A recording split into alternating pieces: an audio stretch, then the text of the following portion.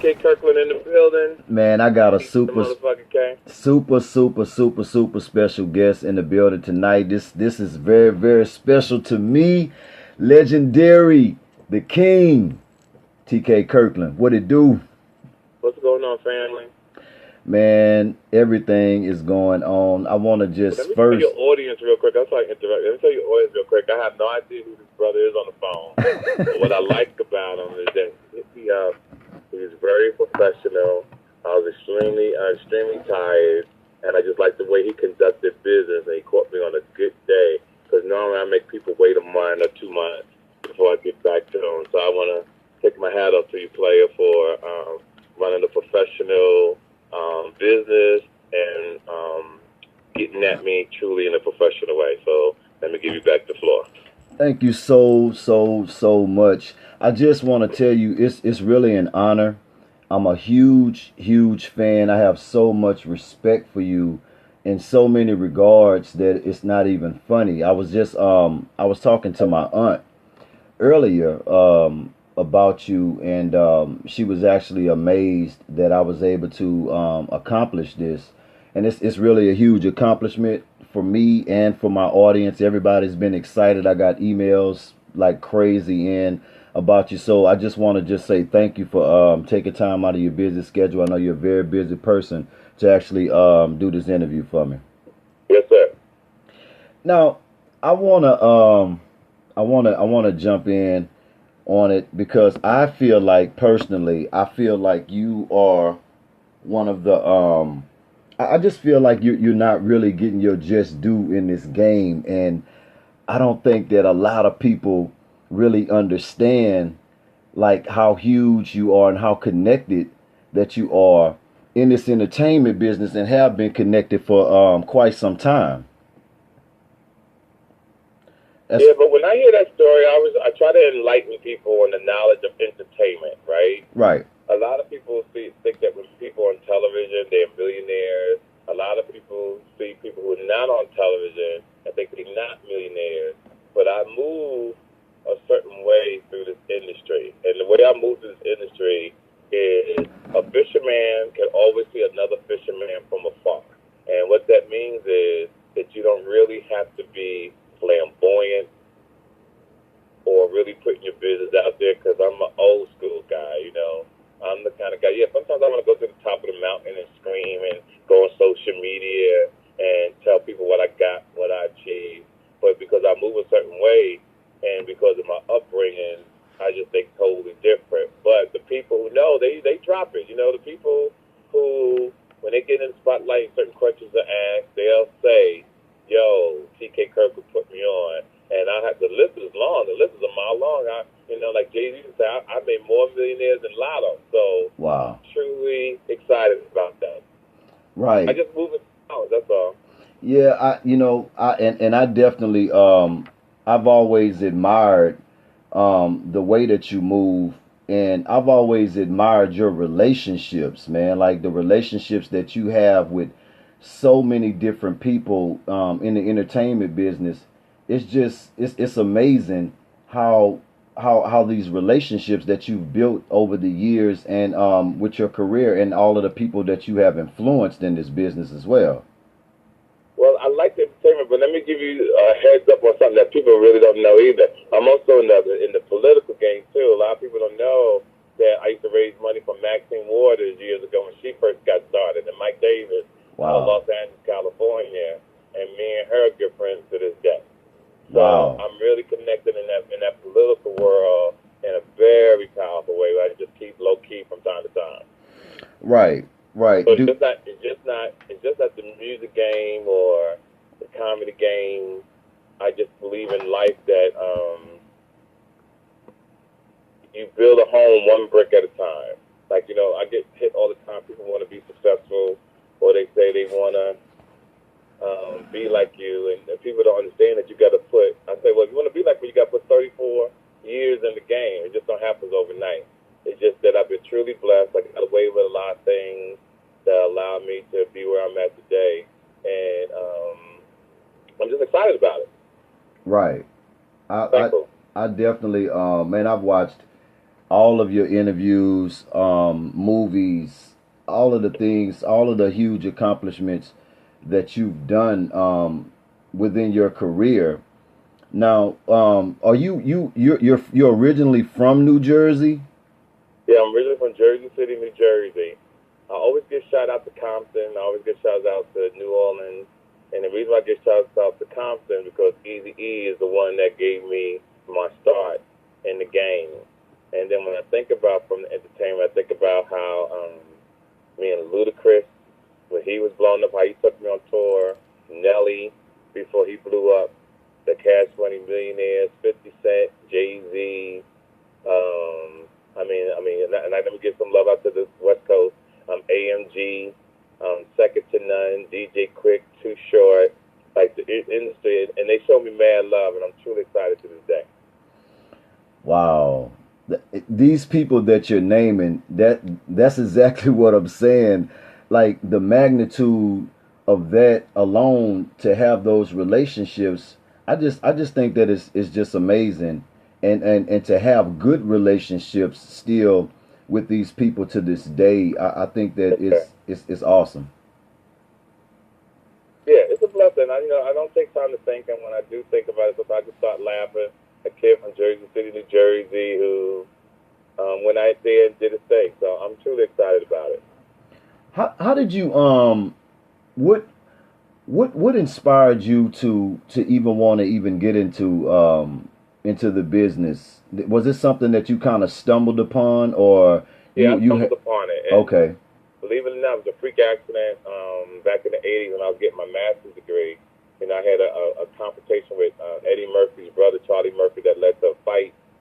That fight, for some reason, I turned the negative to a positive, and I just took the same ambition that I used to fight cases and beat and said, you know what, I'm just going to take the same energy when I have to get in trouble and just apply it to this industry. And what I did was I took that, and then the world changed. The tech world came, social media came.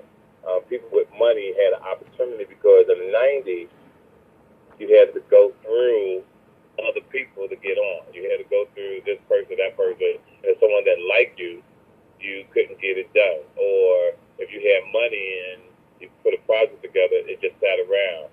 Now I can put things together because I got a few nickels and cut the middleman out and go through things. Like I supposed to put out a Netflix special last year, but the attorney who I hooked up with stagnated me because for a minute I got blind washed through a friend who said this is the guy, blah blah blah. And instead of me just going and doing like I've always did and building up momentum,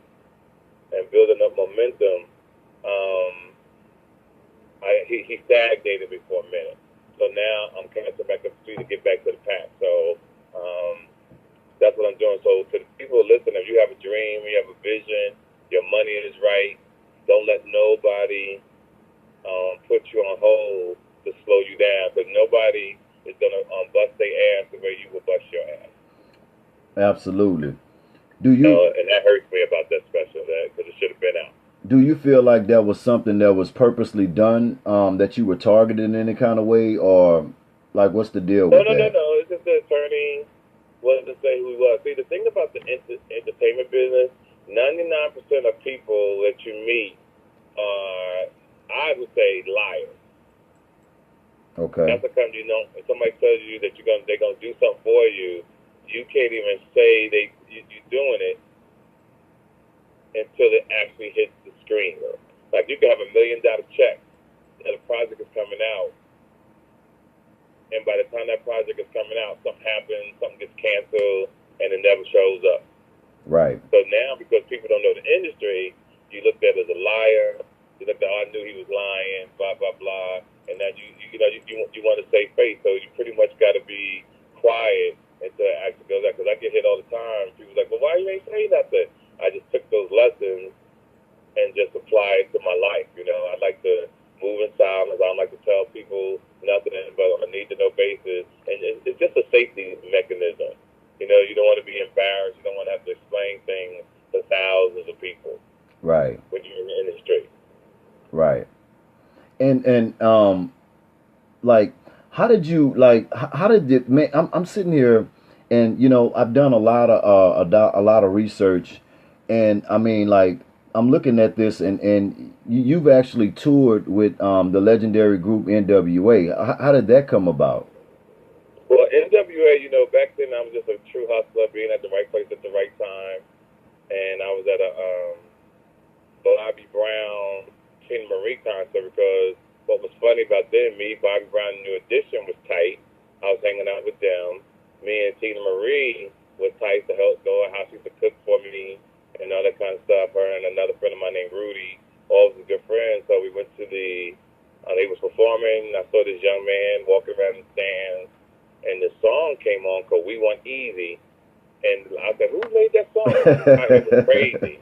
And they said, "Oh, that little motherfucker right there." So I walked up to him and told him who I was and told him that he needed to see me perform. Him, Dr. Dre, Ice Cube came up to the Comedy Store in Hollywood. They thought I was hilarious. Band took me on tour. And then when I went on tour, I got banned in 3 cities because they thought the news people thought I was worse than the group. They banned me. True story. Come on. Yeah, true story, yeah. Wow. Yeah, So I got banned. So do you think that's why they label you as the gangster of comedy? Well, that was my title years ago, and I gave it up because a young man named Capone, comedian in New York, actually uses it. I stopped using it in the '90s because I didn't want to be stagnated with that word. Right. Because I like to travel the world, and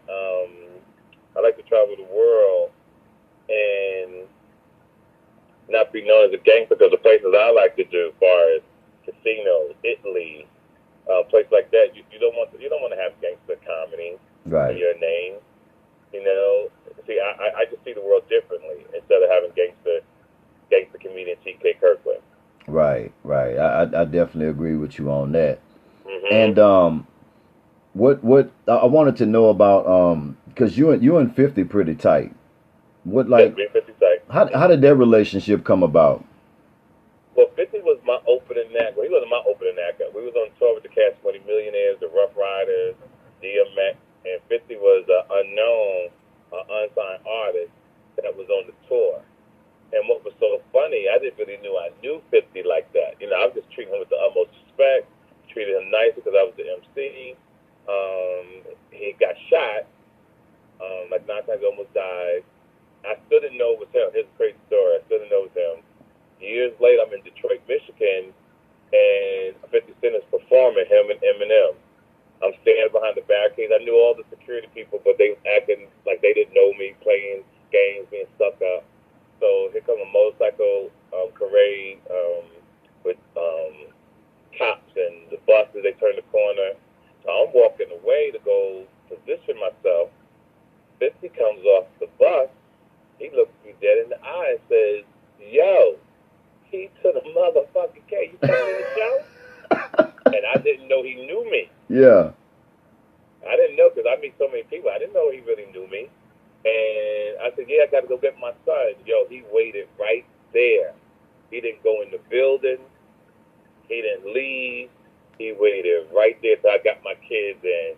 And we all walked down the tunnel together as we was going into the stadium in Detroit, Michigan. I think it was over 100,000 people. Wow. And then we went on tour, and then he put me in the video. Window shopper. But what people don't know, too, me and 50 was going to start this company called the G's of Comedy. Me, him, and Chris Lighty, his manager, who passed away. We were doing on G's of Comedy, but what they did was Chris Lighty to me was the horrible manager. Procrastinated for a year on that deal. Wow. Me, William Morris, and all them, and I wound up turning it down. I didn't want to do it. Wow. I said I'd do it on my own. So, and to the people listening too, like, sometimes you may not get the fame that you want, but you know what I find more powerful than anything? Being in control of your own shit. being in control of your own destiny and not having to let people ruin things for you. Like, there's a chance you have to take, but when you hear most of these people on television or people that you hear that's famous or whatever, they get robbed. Right. Bad. So do you think so? 2019, they get robbed, but ain't nobody robbing me. Right. So that's the reason why you actually like, because one would think that as long as you've been in the game, your accolades and everything, and I was having this conversation with somebody. I was like, I think that TK is in the place where he wants to be because he's in control of everything in every aspect of what's going on in his career now, learn from his mistakes. And I think that he doesn't really want to be on, let's just say, let's just use Kevin Hart for an example or whatever. I don't think that you want to be that far out in the front like that. Correct me if I'm wrong. If the opportunity presented itself, I probably would, but I'm an old head. So you got to understand the business too. Okay. I'm not 20, 25, 30 years old. That this business, entertainment business, is really for that age group, right? Right. All I'm trying to do now is sustain, be a businessman, make sure I can eat, make sure I can get foot massages, facials, put my kids through school, right, and live a decent life without punching the clock for 40 hours. Right. That's what I'm doing. So what comes with that is, yeah, I got success, but and other opportunities are going to come here and there as we get older. But I don't really have to be in front of a camera or things like that. I'm just going to take what God gives me and what I work hard for and rock it like that. Right. And I'm happy. If I could get your perspective, what do you think? Why do you think that everybody, and I'm not going to say everybody, but some people are somewhat targeting Kevin Hart and his success, not really looking at it the same way as you would look at Eddie Murphy or whatever, not comparing the two as two different realms, but at the same time, I'm just saying, like, the success wise, like, everybody kind of, like, certain people I'm hearing in different interviews and different things, from doing my research and stuff, feeling like he's really we live in an opinionated world. I think this would have been the same way with Eddie Murphy from his older heads of other comedians back in the day. Right. But everything was pretty much quiet. Now, if you say something in 2 seconds, the whole world can know about it. Okay. And I always say people are entitled to their opinion. You can't knock a man or a woman for what they feel or what they believe. When people hear something about somebody else, the answer should be, they're entitled to their opinion. Who am I to tell that person they're wrong for feeling what they feel? It's like if a song is being played and you don't like that song, the song's like, you just a hater because you don't like the song. Motherfucker, I don't like the beat. Right. You ain't gonna make me like the song. Or somebody come in your house and say, oh, I don't like the way your house is painted. Like, no one should be able to do that to you. Right. So with Kevin Hart, social media, the way the world is today, things are just exposed more to, it's right there in front of you. Right. Do you feel like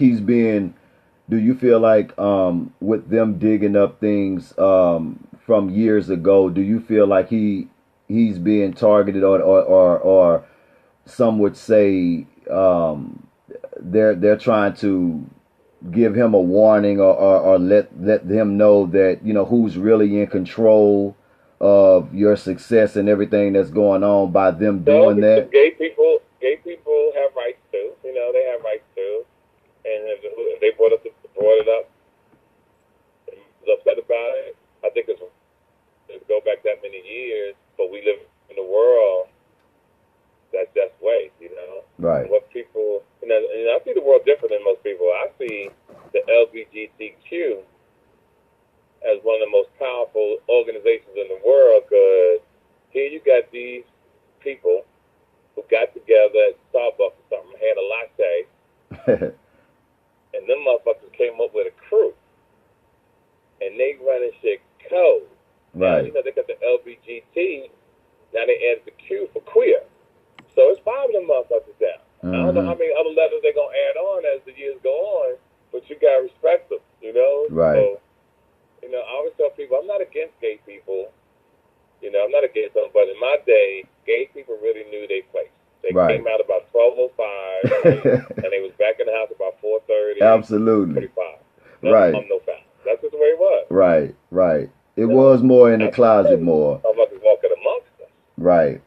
Now, with speaking on that, you know, do you feel like the realm that we're in right now? Do you feel like they're trying to shape the world in some form or fashion? They ain't trying. They have, yo.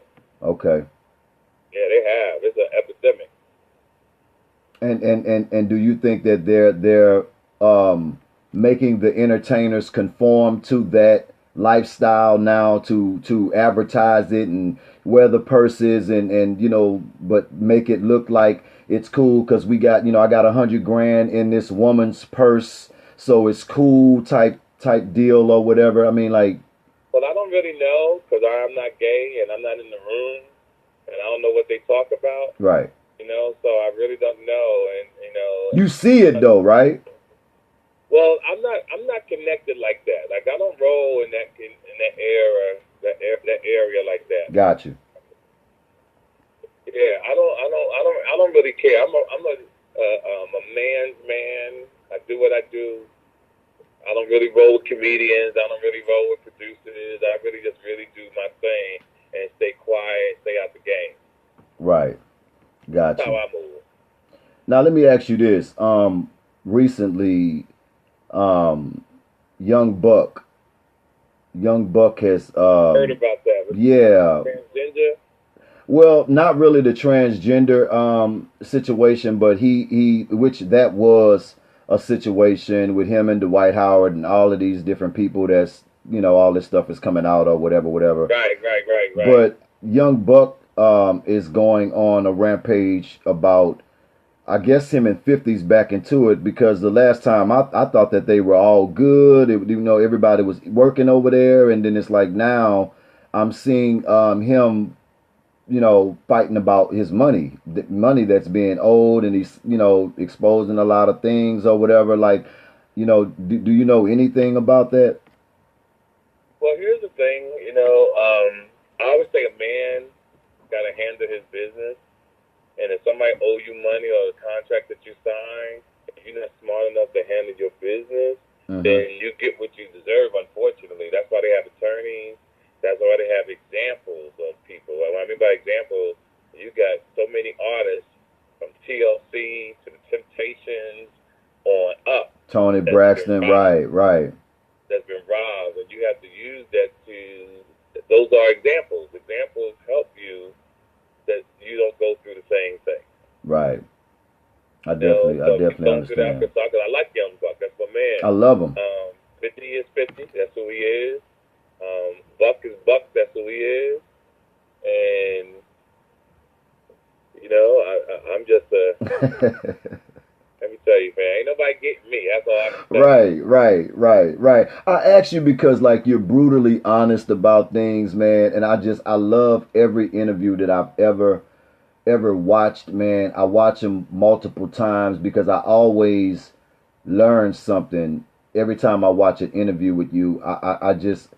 And I always said, like, if I had that opportunity to be able to connect with you in any type of way, it's so much that can be learned from a brother like you that has seen so much, that has experienced so much. Like, I just feel like being connected to knowledge and people that has been through so many different things or whatever can help you navigate a little bit more. You can learn from that. And I learn from every interview that you've done. It's always something to learn from it. You're the funny guy and all that stuff or whatever, but you're really deep. I appreciate that. I didn't know that it was really having that effect on people, you know, the TK Kirkland podcast, but it's really one of the most interesting podcasts, I think, in the country because of the subject matters that we deal with, you know? Absolutely. It's deep. I love it, and I study your podcast, and I try to somewhat structure mine in that same form and fashion because it inspires me on so many different levels, and that's what I Right. love about it. The diversity, the subject content. I just think that it's powerful. It really really is. Yeah, I love it, man. I think it's a great thing for the kids. I think it's a great thing for so many people. And to the fans who do listen, I just keep listening, spread the word, leave your comments and on it because it's a really, real growing podcast that's from Great Britain to Australia. Right. Listen to that. Wow. Now, when it comes down to women, I think that you're pretty seasoned in that area, and I wanted to know to get your perspective on why do you think that you could be no man is perfect. Right. I was talking to my brother today, man, and we were having a conversation just talking about like, man, you could be the brother that's going to work, coming home, you bringing the bread, you paying bills, and everything could be going right as long as you pretty much, you know, doing somewhat, I guess, what they feel like, you should be doing or whatever. But the minute that you decide that you want to take a break and go have a drink or step out or whatever, why can't it just be an easy transition instead of the attitudes? And why do you think Right. that women are like that? It's like you're doing everything that you can possibly do to try to be that good brother. You're not hanging out, you're not clubbing, you're not doing none of that. And you got a good brother. He's not perfect, but you got a good brother.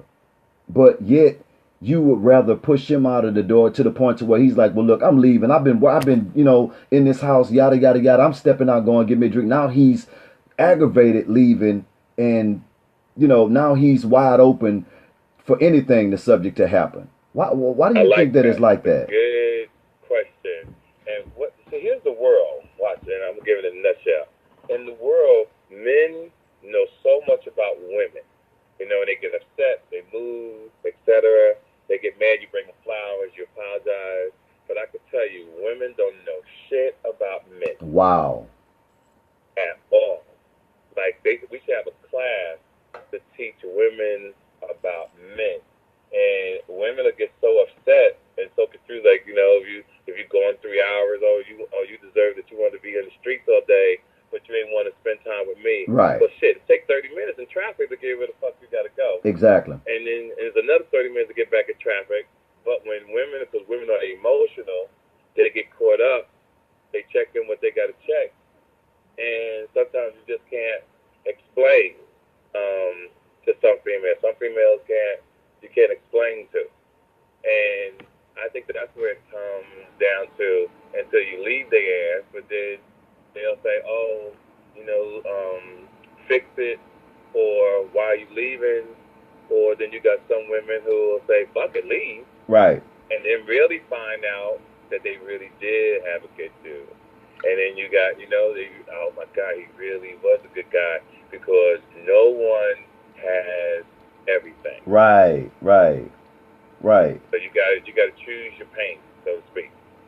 And it's really really, and I really be trying to really understand it, which I don't think that I never will, but I don't understand. Like, let me ask you this: you could be, okay, you were in a relationship for, let's just say 10 years or whatever. You guys split up, y'all break. Okay, cool. She put you on child support. Um, what I don't understand, if it's, let's just say it's 23 years later, and you're getting everything. You're getting child support throughout the year. You're getting taxes. You're getting a portion of that. Like, you're getting Right. everything or whatever, and then you're like, well, hey, look, because they give women so much power just going down there because of a breakup, and then it's like, okay, well, Okay, you want to put him on child support. Okay, fine, fill out these papers. Oh, also, would you like to retro that back 10 years too? Okay, Yeah. cool. Let's go on and sign that. So you're already coming. It's a L for you all the way around the board already. Right. But then you've done that. The child is 18, made 18 or whatever. You go back or whatever, and you still got this back pay that's sitting on you or whatever. Like this, you've moved on with your life. Why is the bitterness still there, do you think? Yeah, here's the thing, fam. It's based on your environment. It's based on it's so many levels to that question. Some women don't care. I know a beautiful woman who had was married, was had 2 kids by a nigga, and never asked a nigga for a dime. Right. Then you got some women who will meet another successful man. He doing everything got to do, taking care of another nigga's kids, and she'll still hit that man over the head for money. Then you got some women, you can pay all the bills, and because the money's not going through their hands, they'll still take you to court because they want the money to go through their hands so they can distribute the money the way they want to. My point is, there is no legitimate answer. If I really could tell anybody's listening, don't ever get married. Don't ever get married. Absolutely. Don't ever get married because what happens too, most women when they get married, believe it or not, I really thought niggas was really the monster of the sex game. Right? We want to throw down the dick, we want to fuck. We ain't got shit on these women, bro. Wow. These girls want to fuck every day, and if you can't fuck them every day, you go to marriage counsel. Hold on a second. Yeah, they'll fuck you. They want to fuck to death. As soon as you don't want to fuck them, are you cheating or something wrong, or they so insecure they think it's somebody else. Oh, you must be fucking somebody else, but they don't get it. That men, we really do get tired. Now, if you're a complainer, if you're a nagger, if you're a complainer, you complain all the fucking time. A man can't handle that, but for so long. Right. A man can only deal with shit for so long, and then he's done. Because a girl will argue with you and complain, and still want to fuck you. Whereas a man, we're all about the mind. We're all about peace and quiet and romantic evening and build up to it. And then no disrespect to the women who are listening, some of these women, like their mindset are childish, like it's elementary. And don't get me wrong, we know that men have their issues too, because I know some women are like, what about the niggas? And right. If you just say that, you are having what I call an elementary moment. Right. Because we know that men have their problems. We know men ain't shit, but that's not the topic that the brother asked me. So I just want to share that with people who start saying, well, what about the men? Because they have I call it ADD, they have a lack of concentration and not really seeing what the question was really about. And that's like I'm bringing that up. Right. So that thing that I think with women, I think that's the issues. I think men should stay single. You date a female, she have her place, you have your place. Y'all fuck, you have a good time. You go home, she go home, and everybody has their space. Right. But when you are up under a person 24/7, you see them fart, you see them get sick, you see them get a period, you see some of them without their weave, you see some of them take their wig off. It changes a man. Right. You know, because men are visual. Right. You know, men are visual. So when you see something that'll change you, it is what it is, and you might be able to, what's the word? You might be able to get back on track, but sometimes it's hard. Right. Do you think that social media, these social media platforms and stuff like that are really messing up women mentally?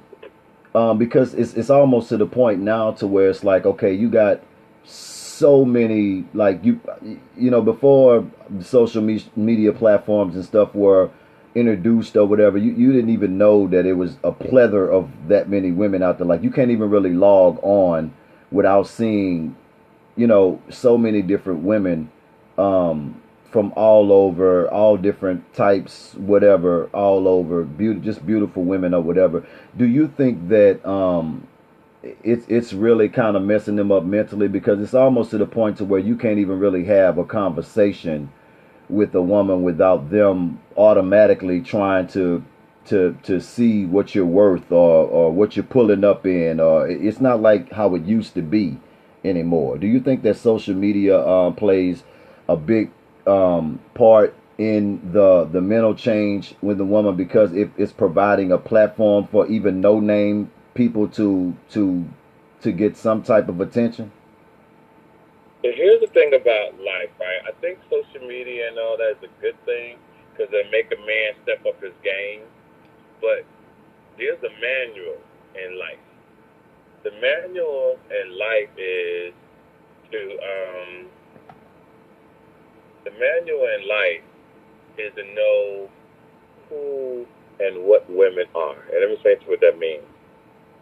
You got some of the baddest bitches in the world, but can't cook, can't do nothing around the house, Right. can't take your kids to baseball games, right?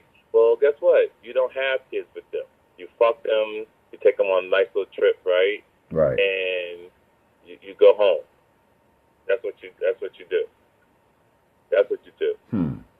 Then you got some women who are wifey material. Right. You got some women who are wifey material. That's the women you have babies with. But you got to know this, though. You got to know who to have a child with.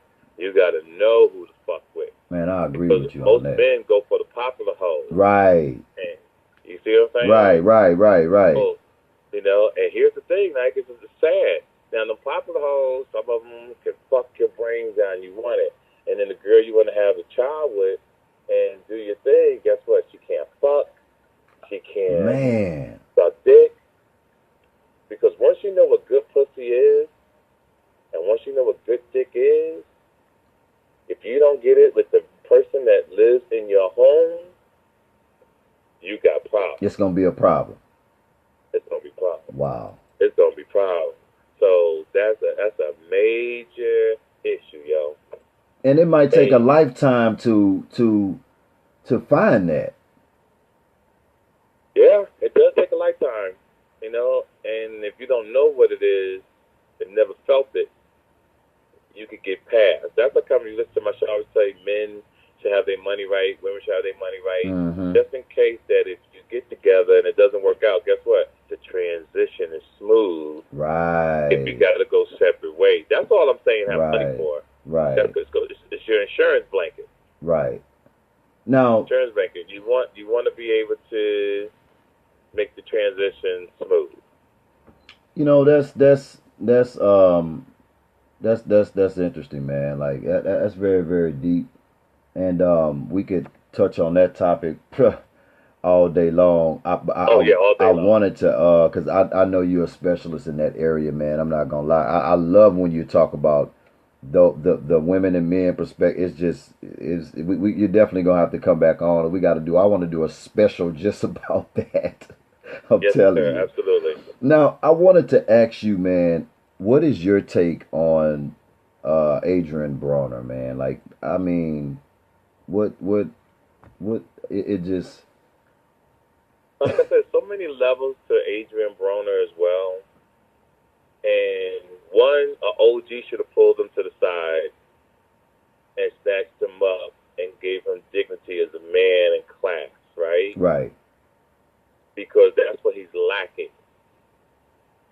See, when you see these young kids, like Cosby, 6ix9ine, right. When you see these men acting wild and out, it's because there's never been a real man present in their life to check a motherfucker. Got you. To understand about being humble. Give an example. What's the football player that plays for the New York Giants, the running back who got Rookie of the Year? Oh, man. From Penn State? What's his guy's Hold up. And why that? I want you to see how he conducts himself in interviews and how he talks, because his mother and father really raised him right. See, this is a combination of what I've seen over the last 20, 25 years, because I'm much older than a lot of people. Right. See, everybody, these guys are sticking their dicks in these women, nutting in them, not understanding the consequences of the game. And the consequences of the game is lack of respect. The consequences of the game is lack of education, lack of moral judgment, lack of, on so many levels, lack of respecting the women that you kick it with. And it's a detrimental and dangerous thing that is going on in our world today. And it's truly sad. Yeah. And that's how come I want to do a book one day called I Apologize. It's about men, us, we're all guilty, meeting women, buying drinks, fucking, and the girl can't raise your kid right. Right. Or men who have babies with women can't buy the kid a coat, but they doing these big-ass coat drives in Michigan, get a kid a coat.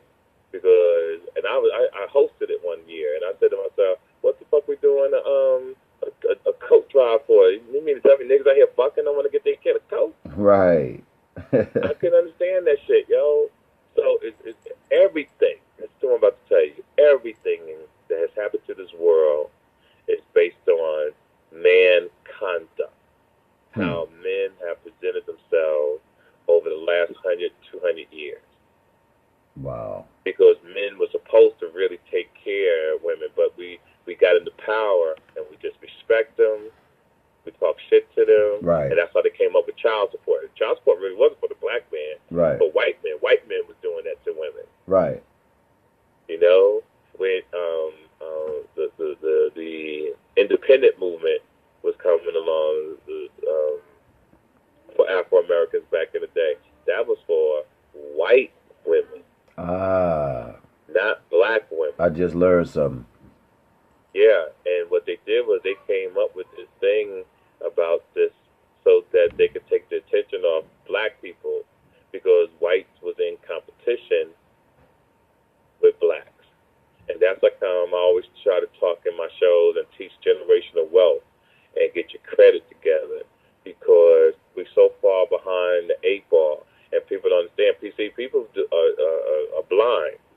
People think you got to go to college, right, to get rich and all that. Now, some subjects, yes, but these big houses that you see going through your certain neighborhoods, that's generational wealth. Most of them.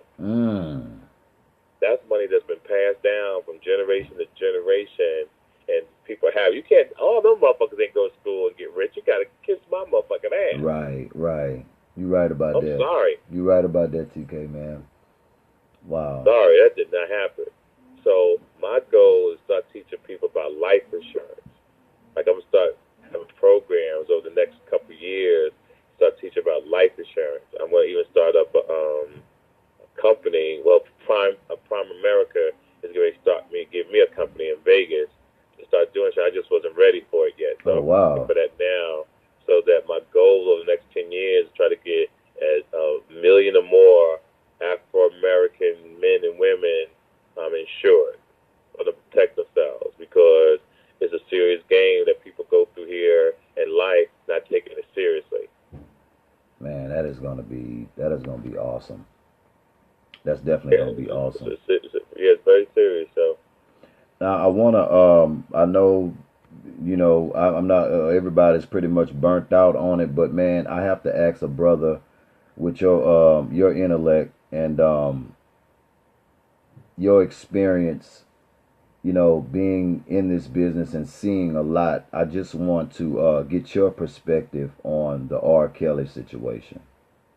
Yeah, again, there's levels to that too. You know, he's a friend of mine. You know, I don't go over his house. You know, we made a lot of money together back in the day, and it's levels. One parent taking their kids to see R. Kelly, right? Right. That's their wrong thing.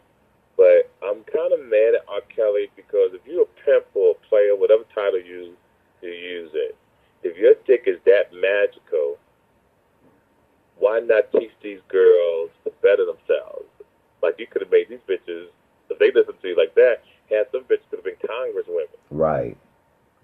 understand what I'm saying? Yeah, It's yeah. fuck them and teach them. I have a thing in my act where I say, you fuck them and teach them. You don't fuck them and destroy them.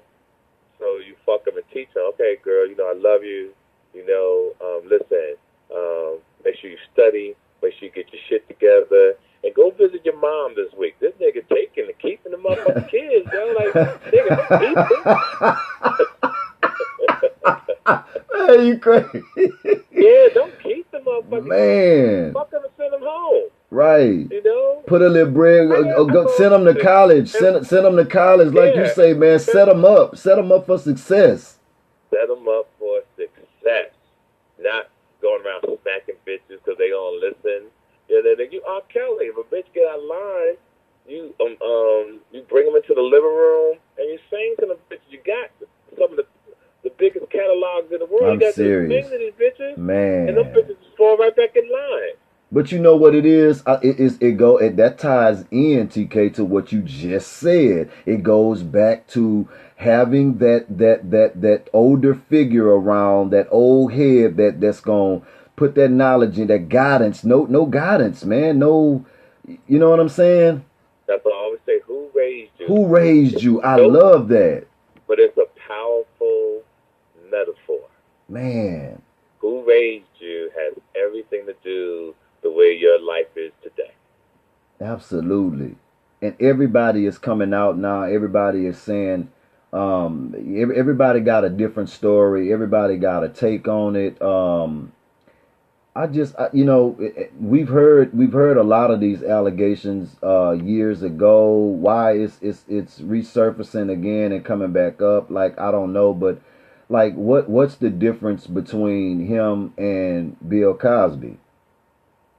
Well, what people get caught up in, and this is why people need to read, people need to pay attention to information. Bill Cosby's situation is, here's a group of men, Les Moonves, all these men that got caught up with these women. Mm-hmm. This is what you call lack of conversation. Let me tell you what I mean. See, I came up in an era where you macked the bitch. Right. You macked her. And what I mean by mack her, your presentation was like you had a good job. See, back in the day, you just rolled up with a bitch. You said you had benefits, nigga. A bitch will fuck with you for life. I'm telling you. Had benefits, right? Right. So what's the wrong with men today and men back then? When men get into power, they never really had to work hard. They really don't have conversation, so they want to push it in a bitch drink. Pick up dinner and don't want to fuck you. Well, you setting it up where if you had your money right, your presentation was cold, you take her to a nice restaurant, you talk to her, and if you didn't even fuck the first night, a real player know that you ain't got to fuck on the first night. Right. You can fuck 2 months from then, you can fuck 4 months from then. Mm-hmm. Sometimes you got to put in the work. Does that mean you ain't supposed to fuck nobody else? No, you can fuck somebody else. Right. You ain't married yet. You can fuck whoever you want to fuck. But then when it gets right with her, you cut everybody off and you kick it with her, or you kick it, you still fuck whoever you was fucking, and you hope that thing works out. Because I tell people all the time, you wouldn't drive a car without a spare, so why would you do that in a relationship? Man, that's deep, man. Man, I ain't lie. I love you, bro. I'm serious. I can talk to you forever. I'm just like taking this all in. I'm taking it all in, man. And it's crazy how you breaking this down, but it's real. Yes, it's sir. real. And if we apply it, it makes life so much more simpler, man, when you understand how it works. Yeah, it's complicated, fam. Like I always say you gotta duck and weave and understand life, and sometimes you're gonna meet people who really they don't get it, or they think they know the answer. Sometimes you gotta have the wisdom to be quiet, right, and let people learn on their own. And sometimes that's the best teacher. Sometimes it's right, the best teacher, But that's what you got to do. And to the fans listening, I need y'all to really follow me on Instagram at TK_Kirkland, because we got false prophets out there in this universe, right? Right. And I know my numbers is coming up slow, but I want people to really, really follow me, really, really listen to this podcast, because it's so knowledgeable on so many levels, and I want people to get this knowledge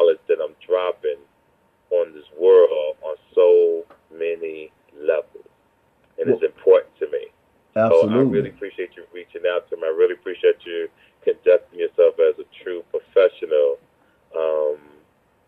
And that means a lot to me. Man, it means the world to me. Coming from someone like yourself, man, and you know who I look up to, and I really really appreciate it. And also too, I'm going to promote your podcast through my platform. I feel like that's what it's all about. If I can get any type of promo info or anything that you have or whatever, if you get that stuff to me, I will promote your podcast through my platform as well, because people really need to lock in and tune in. But we'll chop it up about that. We just don't have the podcast either, right? I want people to understand. I went old school on them, dropping comedy albums. I know that may not register in people's heads sometimes, but sometimes you really got to laugh. And I like taking real situations and making them funny, and that's why you want to listen to my albums. Like, we got the Are There Any Question album. Right. Then you have real dope. The Who Raised You album, that's fire. Love it, man. Classic. Classic. And then you got the other album, Gangster Conversation Classic. What people don't know, and this is what I mean by low key. Low key means all my albums went number 2 or number 5 on Billboard quietly. Quietly. Number 1 on iTunes quietly. Mm-hmm. I'm not bragging. I'm not going around here doing X, Y, and Z. I promote every day. Right. Because what I want people to understand, when you promote something, people are like, oh, that's done. Let me tell you, McDonald's have been promoting the Big Mac for over 30 years. They ain't put extra lettuce on that motherfucker. Nothing. Extra tomato. Nothing. Nothing. It's the same damn sandwich. That's right. Pepsi has been promoting Pepsi for over 20, 30 years. It's the same damn Pepsi. If it ain't broke, don't fix it. That's my point. So I'm always promoting to the fans around the world. I wish you the best at your podcast. I wish you the best. Thank you and I so hope much. people truly enjoy this interview. I got to make a move now, and I hope that you appreciate my time. Yes, indeed. Everybody listening, like I said, keep following this brother. Listen to my podcast, The TK Kirkland Show, and may your pain be champagne. Key to the motherfucking K family. God bless you. Make sure you follow TK Kirkland on Instagram at TK_Kirkland. For more information about upcoming events and more, visit www.officialtkkirkland.com, tkkirkland.com, tkkirkland.com, tkkirkland.com, tkkirkland.com, tkkirkland.com.